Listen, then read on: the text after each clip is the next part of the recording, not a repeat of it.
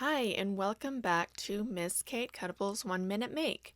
Now today we are putting together a fall scarecrow. Now this scarecrow has a lot of layers. You don't have to use all of them, of course. It's up to you which layers you would like to use. For example, you don't need to use the top of the cheeks or even use the cheeks at all if you don't want. You also don't need to use this part that I'm gluing right now, which is the top of the hair.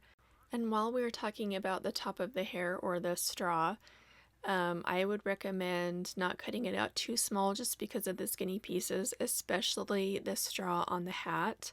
If you're going to do like a card or something, I would test it out first. You don't even need to use the straw on the hat if you don't want, but I don't know how well it would cut out small. For reference, this is 7 inches wide.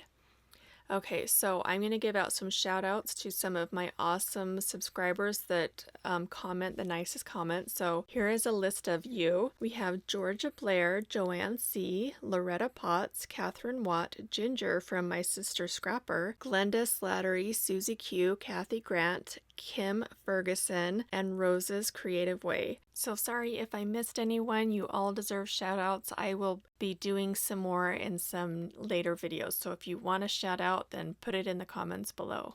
Okay, so let's finish this scarecrow. We're adding the part to the hat and then we're going to add the nose and the cheeks. Now you'll see that I have to tuck the cheeks underneath the hair, which I could have put it on before, but it's not that hard to tuck underneath anyway. So let me know what you guys think in the comments down below. If you like this scarecrow, hit the thumbs up button. That really helps me out a lot. Subscribe if you haven't done that, and I will see you on the next 1 Minute Make. Thanks for watching.